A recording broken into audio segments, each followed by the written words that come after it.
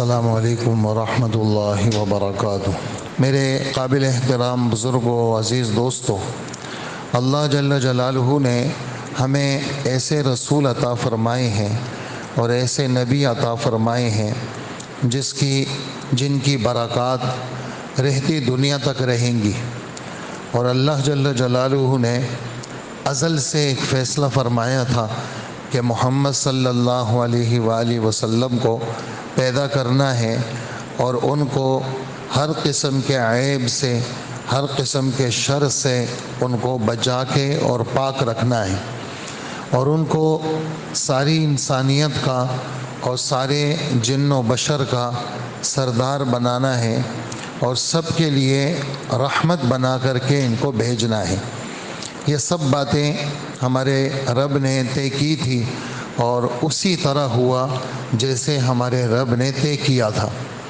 ہم سب حضرت محمد صلی اللہ علیہ وآلہ وسلم پر ایمان لانے والے ہیں، اور یہ ہماری خوش بختی ہے کہ ہم حضور صلی اللہ علیہ وآلہ وسلم کو مانتے ہیں اور آپ صلی اللہ علیہ وآلہ وسلم کو دل و جان سے تسلیم کرتے ہیں، اور آپ صلی اللہ علیہ وآلہ وسلم کے ساتھ محبت اور آپ صلی اللہ علیہ وآلہ وسلم کے ذکر پر درود شریف کا پڑھنا اور آپ صلی اللہ علیہ وآلہ وسلم کی محبت عقلی کو ہر چیز سے مقدم رکھنا، یہ سب باتیں ہمارے ایمان کا حصہ ہیں۔ تو ہمارا پچھلا بیان وہ حضور صلی اللہ علیہ وآلہ وسلم کے بارے میں تھا، اور آپ کی ولادت کا ذکر ہوا، آپ کی ولادت سے پہلے کی چیزیں بیان ہوئی۔ یہ ایک ایسا موضوع ہے کہ اس میں عمریں بیت جائیں، یعنی عمریں ختم ہو جائیں، لیکن یہ موضوع ختم ہونے والا نہیں ہے، اس لیے کہ اس میں جو اللہ نے لذت رکھی ہے، اللہ پاک نے جو اس میں چاشنی رکھی ہے، اللہ جل جلالہ نے جو اس کے اندر طبیعتوں کا ابھار رکھا ہے، وہ اپنے مثال آپ ہے، اس کو آدمی لفظوں میں بیان نہیں کر سکتا۔ لیکن سیرت کا ذکر، آپ کا ذکر ہمارے علم کے اندر ہونا یہ انتہائی ضروری ہے۔ اس وقت دنیا بھر کی فضولیات، وہ بچوں سے لے کر بوڑھوں تک دنیا بھر کی فضولیات کا علم ہے، دنیا بھر کی، جس کا نہ دنیا میں فائدہ نہ آخرت میں فائدہ، ایک رتی برابر بھی جس علم کا فائدہ نہیں ہے، نہ یہاں نہ وہاں نہ قبر میں، وہ سب کو پتہ ہے، وہ ساری فضول چیزیں پتہ ہے۔ لیکن جس علم کا فائدہ آدمی کو یہاں بھی پہنچتا ہے، اور جس علم کا فائدہ قبر میں پہنچتا ہے، جس علم کا فائدہ حشر کے میدان میں پہنچتا ہے، جس علم کا فائدہ جنت میں ملے گا، اس علم سے امت کا بچہ بچہ، بوڑھا بوڑھا ناواقف ہے۔ تو وہ علم سیرت کا علم ہے۔ تو سیرت جو ہے وہ سیرت یہ افضل ترین علم ہے، اور اللہ نے جیسے اپنے رب کے اللہ نے جیسے اپنے کلام کی حفاظت کی ہے، ایسے ہی اپنے رسول کی باتوں کی بھی حفاظت کی ہے، اور آپ کی سیرت کی بھی حفاظت کی ہے۔ آپ کی سیرت کا ایک ایک جز وہ محفوظ ہے۔ گڑبڑے لوگوں نے ہر چیز میں کی بھی ہے اور کر بھی رہے ہیں۔ جو چیز مسلمات میں سے ہیں، جس کو کوئی نہیں بدل سکتا، لوگوں نے ایڑی چوٹی کا زور لگایا، اس پہ بھی گڑبڑ کی لوگوں نے۔ لیکن جس کو اللہ رکھے، اس کو کوئی شر نہیں پہنچا سکتا۔ اللہ جل جلالہ نے حفاظت کا ذمہ لیا ہے تو محفوظ رہے گی چیز۔ تو اس لیے جمعے کے بعد بھی یہاں ہمارے ساتھی بیٹھ جاتے ہیں 20-25 لوگ، ان سے بھی تھوڑی سی بات ہو جاتی ہے، جو باتیں بیان میں رہ جاتی ہے وہ ان ساتھیوں سے ہو جاتی ہے۔ تو وہ پچھلے جمعے میں کچھ ساتھی یہاں بیٹھ گئے، تو میں نے ان کی خدمت میں یہ بات عرض کی کہ سیرت کی چھوٹی بڑی کتابیں بازاروں میں ملتی ہیں، مستند کا لفظ ضروری ہے، اس لیے مارکیٹ میں 2 نمبر چیزیں بھری ہوئی ہیں۔ ہم جاتے ہیں 1 نمبر کی تلاش میں، پیسے زیادہ دیتے ہیں 1 نمبر چیز لیتے ہیں، ایسے ہی دین کے حوالے سے 2 نمبر چیزیں مارکیٹ میں موجود ہیں اور ملتی ہیں 2 نمبر چیزیں، اور ہمیں پتہ نہیں ہے۔ تو اس لیے جو صحیح مستند دکانیں ہیں وہاں سے جا کر کے جو بیچنے والے بھی علماء کرام ہیں وہ آپ کو صحیح چیز دیں گے۔ مثال کے طور پر بنوری ٹاؤن کے قبلے کی جانب دکانیں ہیں، تو وہ تقریباً علماء اس میں بیٹھتے ہیں بیچنے کے لیے، تو سیرت کی کتابیں وہاں سے طلب کریں مستند، اس میں چھوٹی، پھر درمیانی، پھر اونچے درجے کی، تاکہ بالکل ہمارا جو بچہ ہو اس کو بھی نبی کے بارے میں معلومات ہو، انگریزوں کے فنکاروں کے بارے میں، ان کے پلیئروں کے بارے میں، ان کے اداکاروں کے بارے میں، کافروں کے فلم کاروں کے بارے میں، بچوں کو، عورتوں کو، لڑکوں کو، سب کو معلومات ہے۔ اللہ کے رسول کے بارے میں، صحابہ کے بارے میں، ازواج مطہرات کے بارے میں معلومات نہیں ہے، نام بھی نہیں جانتے۔ اس لیے وہ جو ساتھیوں سے میں نے پچھلے بیان کے بعد جمعے کے بعد بات کی، اس کا مختصر خلاصہ یہ ہے کہ دکانوں میں جا کر کے سیرت کی کتابوں کو لیں، اور جو میں آپ کی خدمت میں پیش کر رہا ہوں پچھلے بیان میں بھی پیش کی، یہ سیرت کی بڑی کتاب ہے اور حوالوں کے ساتھ ہے، اور ہر حدیث پہ سند کے لحاظ سے، راویوں کے لحاظ سے حضرت نے بحث کی ہے۔ مولانا ادریس کاندھیلوی رحمۃ اللہ علیہ، کاندلہ یہ وہ علاقہ ہے جو مولانا الیاس صاحب رحمۃ اللہ علیہ کا علاقہ ہے، ان کے بیٹے مولانا یوسف صاحب رحمۃ اللہ علیہ کا علاقہ، اور اسی طرح شیخ الحدیث مولانا زکریا صاحب کا علاقہ۔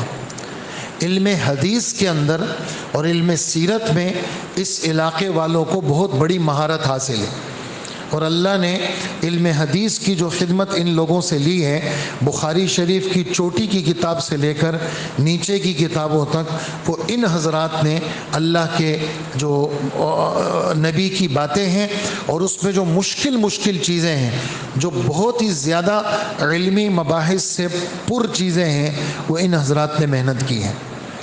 تو یہی مولانا ادریس صاحب ہندوستان سے ہجرت کر کے یہ تشریف لائے تھے، جامعہ اشرفیہ لاہور میں تھے۔ ان کی تفسیر بھی ہے معارف القرآن، ایک معارف القرآن مفتی شفیع صاحب والی ہے رحمۃ اللہ علیہ، ایک معارف القرآن مولانا ادریس صاحب والی ہے، دونوں بازار میں ملتی ہیں۔ مفتی صاحب شفیع صاحب والی بھی 8 جلدوں میں، مولانا ادریس صاحب والی بھی 8 جلدوں میں، اور ایک سیرت۔ تو علم تفسیر میں اور علم حدیث میں حضرت کو بہت بڑی مہارت تھی، انہوں نے تمام چیزوں کو تول کر کے یہ کتاب لکھی ہے۔ مولانا ادریس صاحب نے سیرت مصطفیٰ لکھی ہے، پھر چھاپنے والوں نے کسی نے 1 جلد میں چھاپی، کسی نے 2 میں چھاپی، کسی نے 3 میں چھاپی، کسی نے زیادہ میں چھاپی، چھوٹی بڑی، اس میں سیرت مصطفیٰ مولانا ادریس صاحب کاندھیلوی، ان حضرت نے، یہ اونچے درجے کی کتاب ہے۔ اونچے سے میرا مفہوم یہ ہے کہ جو پڑھا لکھا آدمی ہو، سمجھدار ہو، وہ ان کے الفاظ کو سمجھے گا، ان کی تعبیرات کو سمجھے گا۔ اور چھوٹے درجے کی، جیسے ہم نے اپنے اولا کے اندر جو ہمارے رحمت عالم تھی، سیرت النبی تھی، چھوٹی چھوٹی کتابیں جو بچے میٹرک والے 15 سال 20 سال اس طرح کے لڑکوں کے لیے، بالکل چھوٹوں کے لیے چھوٹی سیرت کی کتاب، اور تھوڑے سے بڑوں کے لیے اس سے بڑی سیرت کی کتاب، تاکہ نبی کے بارے میں معلومات ہو، ہمارے نبی کیسے تھے اور ہمارے نبی کی ساری کیفیات کیسی تھی، ولادت، پھر اس کے بعد بچپنا، پھر اس کے بعد لڑکپن، پھر اس کے بعد جوانی، پھر اس کے بعد نبوت، پھر اس کے بعد آپ کے 23 سالہ نبوت، اور پھر 10 سالہ مدینہ منورہ، 13 سالہ مکہ مکرمہ، وفات تک کی پوری تاریخ، پوری سیرت مستند ذرائعوں سے وہ ایک مسلمان کے علم میں ہونی چاہیے۔ اس کا فائدہ کیا ہوگا؟ اس کا فائدہ یہ ہوگا کہ زندگی کے جس دور سے یہ گزرے گا، زندگی کے جس دور سے یہ گزرے گا، نبی کی سیرت میں اس دور کے لیے اس کے پاس سبق ہوگا، اور اس کے پاس دلیل ہوگی، اس کے پاس رہنمائیاں ہوں گی، اس کے پاس روشنیاں ہوں گی، تاکہ نبی کی باتیں، نبی کی زندگی میں جو حالات گزرے اس پر، تو نبی کی زندگی میں وہ پہلو موجود ہیں۔ مثال کے طور پر، مثال سے بات سمجھ میں آ جائے گی، آپ کی زندگی پاک زندگی ہے، لیکن آپ کے پیچھے دشمن لگے ہوئے ہیں اور خواہ مخواہ کے لگے ہوئے ہیں، اور آپ کی پاک زندگی کو داغدار بنانا چاہتے ہیں اور آپ کو بدنام کرنا چاہتے ہیں، اور بدنام کرنے کی بھرپور ایڑی چوٹی کی کوشش کی، اور بدنام کرنے کے لیے اپنے زور لگائے، لیکن آپ کے علم میں ہے کہ آپ پاک ہیں، آپ کا اس قسم کا کوئی قصور نہیں ہے۔ اس طرح کی بات مثال کے طور پر زندگی میں آ گئی جی، تو اللہ کے رسول کی سیرت میں اس کا کوئی پہلو ہے؟ جی جناب۔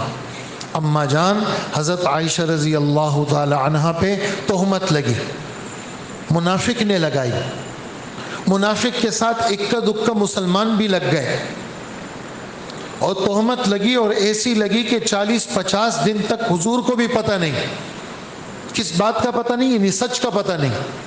یہ تو پتہ ہے کہ تہمت لگ گئی، لیکن سچ کیا ہے یہ پتہ نہیں۔ اس سلسلے میں 2 رکوع ہمارے رب نے اتارے، وہ 2 رکوع رہنما ہیں ہر اس شخص کے لیے جس کے پیچھے لوگ لگ کر کے اس کو بدنام کرنا چاہتے ہیں۔ ان 2 رکوع میں اس کا سبق ہے، ان 2 رکوع میں اس آدمی کا سبق ہے کہ یہ جو بدنامی تمہارے لیے ہوئی ہے، لوگوں نے کوشش کی ہے، اس بدنامی میں تم بدنام نہیں ہوگے، اس بدنامی میں تمہارے لیے خیر ہی خیر ہے۔ مثال کے طور پر میں وہی آیت آپ کی خدمت میں پڑھ کے پھر اپنی بات آگے چلاتا ہوں۔ ہمارے رب فرماتے ہیں ان الذین جاءوا بالافک عصبۃ منکم لا تحسبوه شرا لکم بل هو خیر لکم لکل امرئ منهم ما اکتسب من الاثم والذی تولى کبرہ منهم له عذاب عظیم۔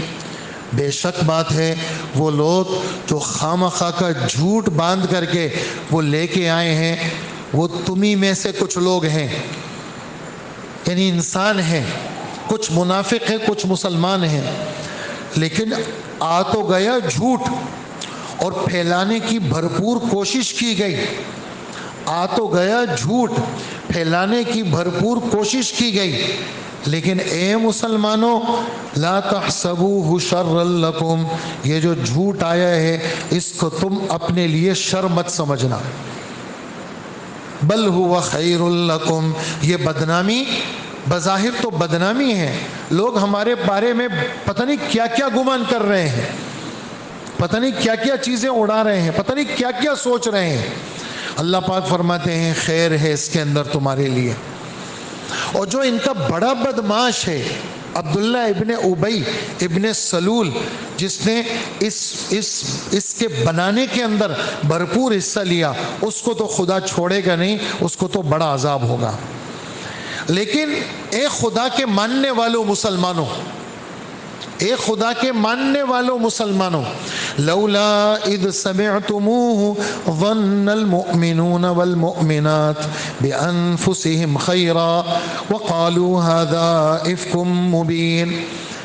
اے مسلمانوں، تمہارے پاس جب اس قسم کی بات آ گئی، نبی کے گھر والوں کی بدنامی کی بات آ گئی، تو تمہارا سب سے پہلا فرض یہ بنتا تھا کہ بن دیکھے نبی کے گھر والوں کے بارے میں تمہارے دل میں اچھا گمان آنا چاہیے تھا۔ کیوں؟ ظنوا بالمؤمنین خیرا، تمہارے پاس 99 پہلو ہیں کس چیز کے؟ غلط کے، اور ایک پہلو ہے شر کا۔ تم نے اس 99 پہلو کو نہیں دیکھنا، ایمان والوں کے بارے میں اچھا پہلو دیکھو، اپنے گمانوں کو اچھا رکھو، اپنے دل دماغ کو صاف رکھو، کیونکہ تمہارا نبی یہ کہتا ہے کہ ایمان والوں کے ساتھ اچھا گمان رکھو۔ بندہ گزر رہا ہے، آپ نے کہا السلام علیکم، اس نے جواب نہیں دیا، آپ آگے گئے، ایک دوست کو کہا یار فلانا دیکھو اپنے آپ کو کیا سمجھتا ہے، میں نے سلام کیا اس نے جواب نہیں دیا۔ یہ مت کہو، بلکہ یہ سوچو میں نے تو سلام کیا، اس نے نہیں سنا۔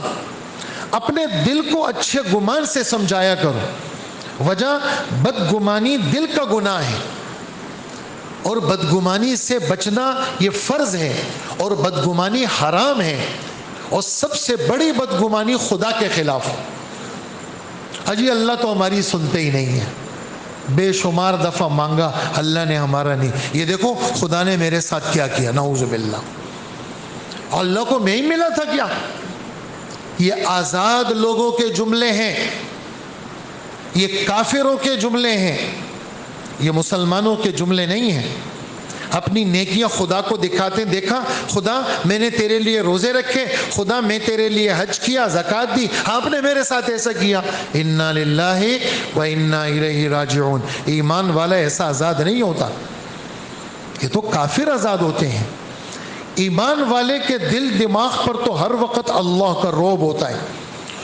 وہ دنیا کی ہر چیز, چاہے وہ خیر کے قبیل سے ہو چاہے وہ شر کے قبیل سے ہو, اصلی چیز کیا اس کا دل ہے.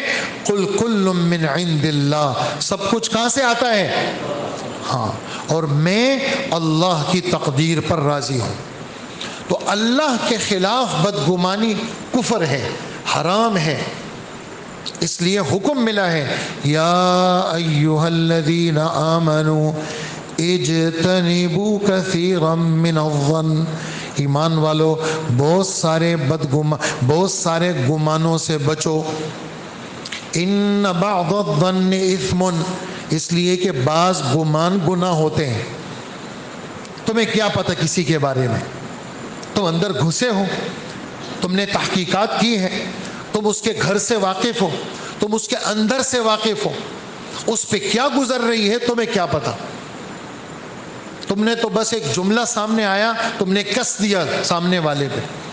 تو یہ یعنی ایک سبق میں کتنے سارے سبق, ایک سبق میں کتنے سارے سبق. قرآن پاک یہ راہ ہدایت ہے ہر فرد کے لیے. اس لیے آدمی کو بدگمانی سے بچنا ہے.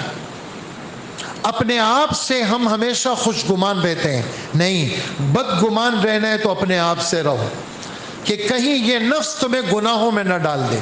اور اچھا گمان تو سب سے رکھو, اچھا گمان تو سب سے رکھو. دوسرا سبق کیا فرمایا, یہ لوگ جنہوں نے اماں جان پہ الزام لگایا ہے یہ 4 گواہ کیوں نہیں لے کے آئے. اس طرح کی گناہ کے ثابت کرنے کے لیے تو 4 گواہ ہوتے ہیں اور وہ بھی عینی شاہدین. یہ لولا جاءوا علیہ باربعۃ شہداء فاذ لم یأتوا بالشہداء فاولئک عند اللہ هم الکاذبون. جب یہ 4 گواہ نہیں لے کے آئے تو اللہ کے ہاں یہ جھوٹے ہیں اور جھوٹوں کی کوئی بات قابل قبول نہیں. پھر آگے اس ولولا فضل اللہ علیکم ورحمتہ, اللہ اکبر, اگر اللہ کا فضل, اللہ کی رحمت نہ ہوتی تو یہ اتنا گندا گناہ ہے. نبی کے حرمت پر الزام لگانا اتنا گندا گناہ ہے کہ اللہ کسی کو بھی نہیں چھوڑتا, سب عذاب میں آ جاتے. یہ تو خدا کا فضل ہوا, اللہ کی رحمت تھی کہ اللہ نے تم سب کو بچا لیا. اور تم حضور کی حرمت پر, اس لیے کہ حضرت عائشہ, حضرت جبرائیل آئے آسمان سے, شادی نہیں ہوئی, منگنی بھی نہیں ہوئی, ریشم کا ایک ٹکڑا لے کے آئے, حدیث ہے یہ, اور اس میں دکھایا کیا ہے جبرائیل کہ یہ عائشہ کی تصویر ہے, یہ عائشہ اللہ نے آپ کی بیوی بنائی ہے دنیا میں بھی اور جنت میں بھی. جس کو اللہ بیوی بنائے دنیا میں اور جنت میں, وہ گندی ہو سکتی ہے, کسی صورت میں نہیں ہو سکتی. تو مسلمانوں کی ماں ہے, 2210 حدیثیں روایت کرتی ہیں, 2210 حدیثیں روایت کرتی ہیں, اور خود کہتی ہیں کسی بیوی کے لحاف میں حضور پر وحی نہیں آئی, میرے لحاف میں حضور پر جبرائیل اترے ہیں. 10 خصوصیتیں میرے پاس ایسی ہیں جو کسی بیوی میں نہیں, وہ صرف میرے پاس ہے. ایک معمولی خاتون تھی, جنت میں خدا نے بیوی قرار دیا, تو اگر اللہ کا فضل نہ ہوتا، اللہ کی رحمت نہ ہوتی تو تم سارے پھنس جاتے.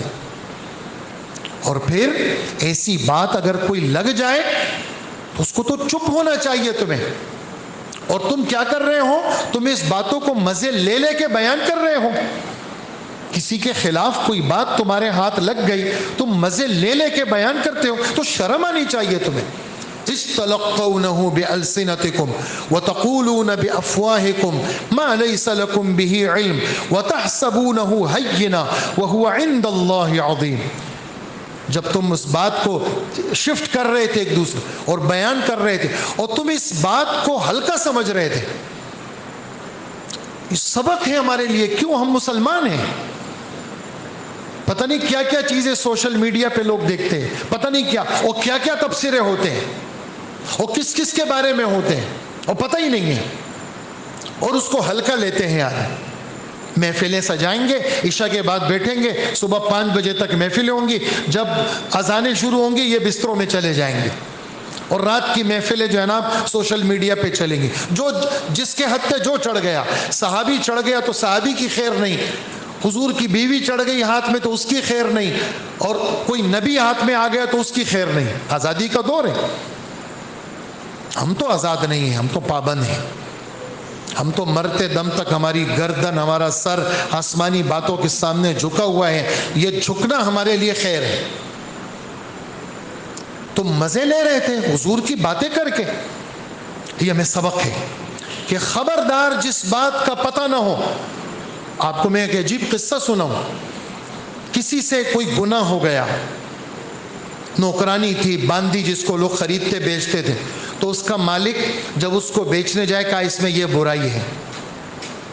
حضرت عمر کو پتہ چلا، اس کو بلایا، اس کو کہا دیکھو میری بات سنو، تم یہ جو تذکرہ کرتے ہو نا اس میں یہ برائی ہے، تم مسلمانوں میں بے حیائی پھیلاتے ہو، تم اس کے گناہ پہ پردہ ڈالو، اس کو عزت کے ساتھ آزاد کرو، اور اس کی تم شادی کراؤ دھوم دھام کے ساتھ، اور اس کو عزت کے ساتھ رخصت کرو، اور اس کے عیب پہ پردہ ڈالو.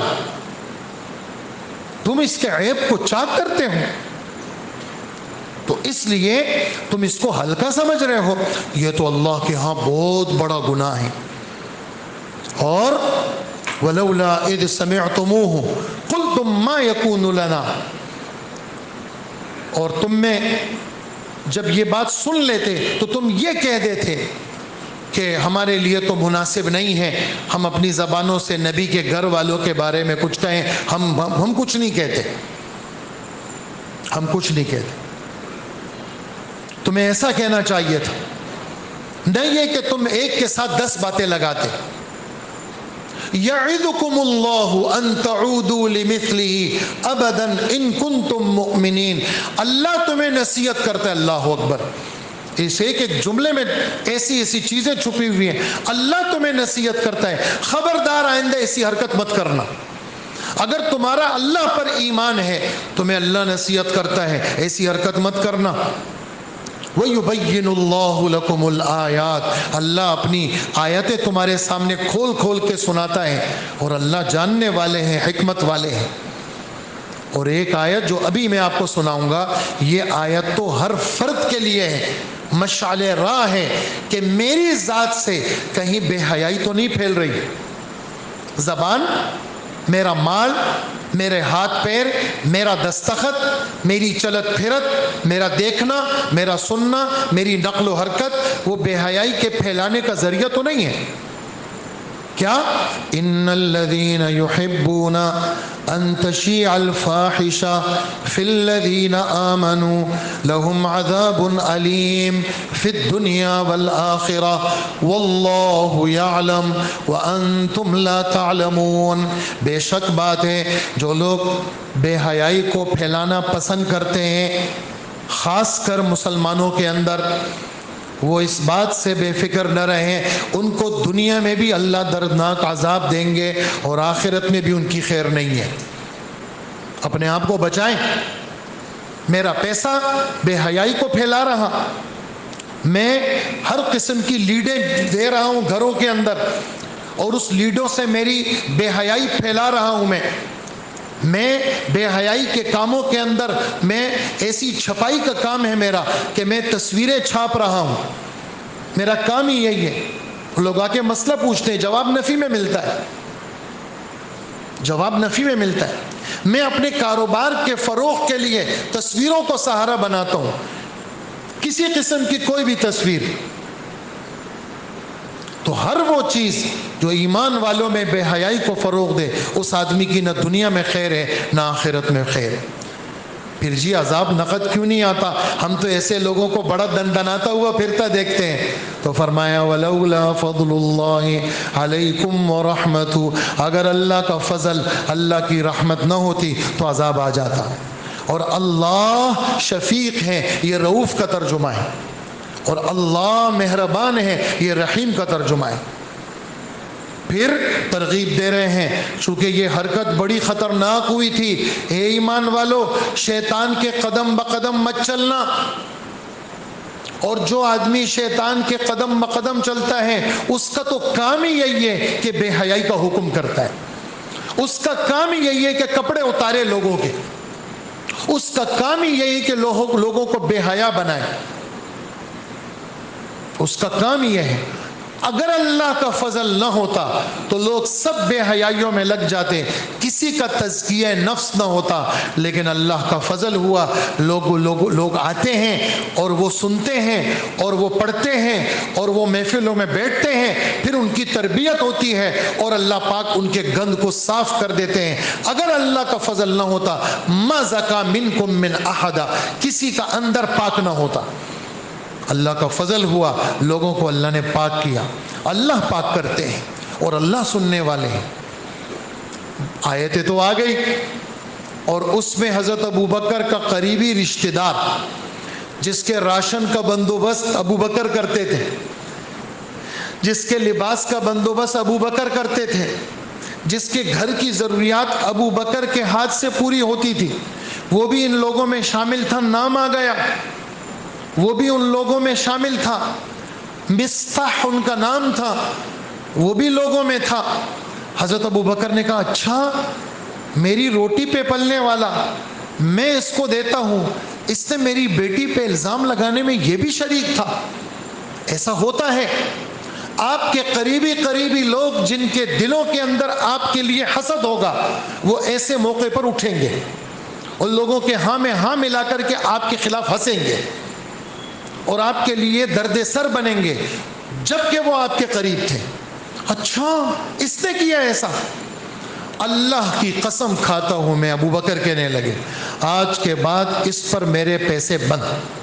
اللہ اکبر. ہمارے رب، ہم سب کے رب، ہمارے رب، ہمارے مربی، ہمیں اندر سے پاک کرنے والے، ہمارے دل میں عیب کو نہ دیکھنا ہمارے رب کو پسند ہے.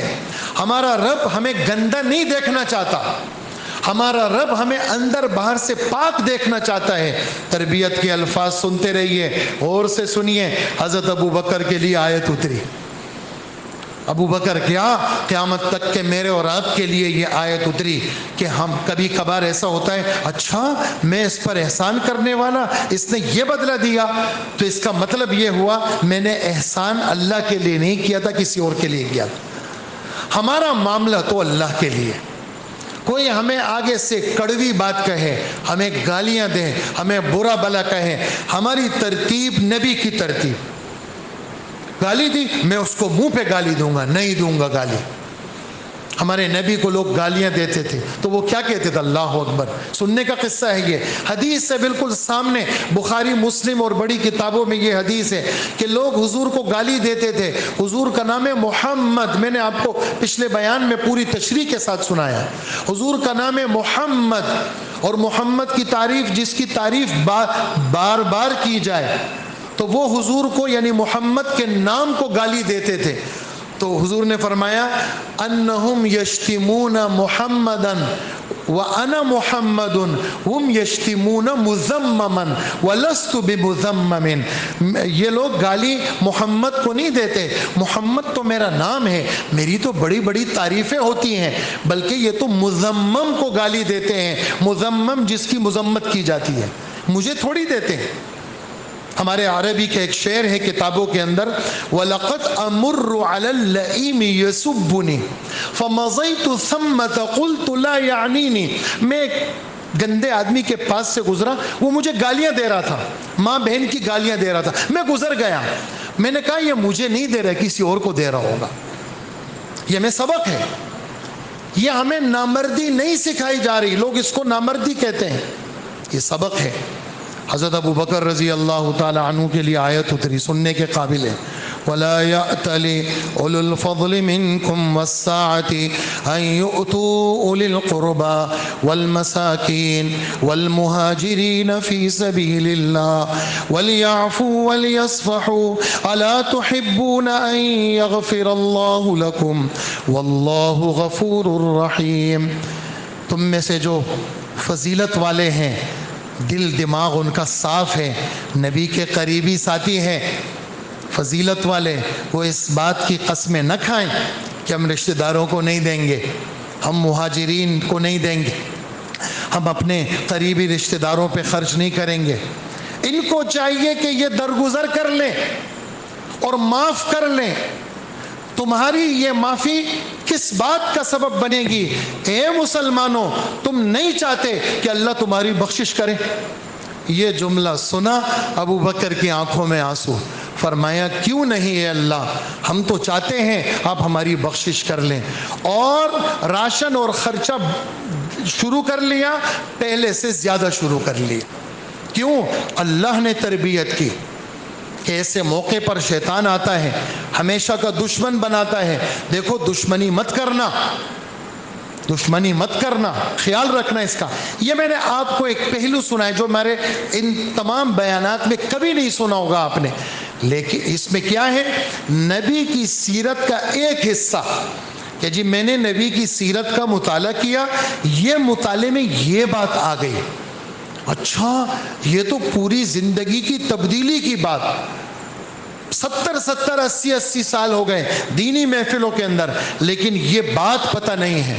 حالانکہ یہ ہے کہ ہم نے کسی عالم کا بیان نہیں چھوڑا، لیکن یہ بات پتہ نہیں ہے، تو جمعے میں یا اس طرح کے چھوٹے چھوٹے بیانات میں یہ تفصیلات نہیں آتی، یہ تو آپ خود مطالعہ کریں گے، آپ کے سامنے یہ چیزیں کھل کے آئیں گی، اور آہستہ آہستہ آپ کی کیا ہوگی؟ وہ تربیت ہوگی۔ یہ بات ایک بات ذہن میں آئی تو آپ کی خدمت میں پیش کی، اگرچہ جو میں نے تقریباً آدھا پون گھنٹہ مطالعہ کیا تھا آپ کو سنانے کے لیے، وہ باتیں آج بیان نہیں ہوئی، وہ اللہ نے چاہا اگلے بیان میں انشاءاللہ بیان ہوگی۔ سیرت کے حوالے سے سیرت نبوی یہ صرف 1-2 دن کے جوش کا نام نہیں ہے کہ جی ہمیں حضور سے محبت ہے، 1-2 دن ہم نے وہ کر لیا بیان کیا، یہ تو پوری زندگی کا نام ہے، پوری زندگی سیرت، سر سے پیر تک سیرت، 24 گھنٹے سیرت، لکھا ہوا ہوتا ہے نا 24.7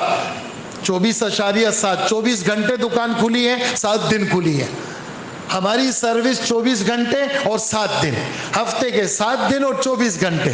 اسی طرح ہم ہر لمحہ، ہر منٹ، ہر سیکنڈ ہم اپنے نبی کے ساتھ جڑے ہوئے ہیں۔ یہ جوڑ ہمیں کہاں کام دے گا؟ جب قبر میں ہمارے نبی کی شبیہ مبارک دکھائی جائے گی، ہم سے پوچھا جائے گا کون ہے یہ؟ جی آدم رسول اللہ، محمد الرسول اللہ، آپ ان کو جانتے ہیں؟ ہاں، ہم ان کو کیوں نہیں جانتے ہیں؟ ہماری تو پوری زندگی انہی کے ساتھ گزری ہے، ان کی باتوں سے ہم نے دین سیکھا، ان کی باتوں سے ہم انسان بنے، ان کی سیرت کو ہم نے اپنایا، ان کی صورت کو ہم نے اپنایا، تب جا کر کے ہم ان کو کیسے نہیں پہچانیں گے؟ تو ایک دم پھر اللہ کے رسول کے بارے میں زبانوں سے نکلے گا کہ یہ محمد الرسول اللہ ہیں۔ اللہ ہمیں اپنے نبی کے ساتھ جوڑ نصیب فرمائے۔ وصلی اللہ وسلم علی نبینا محمد وآلہ واصحابہ اجمعین۔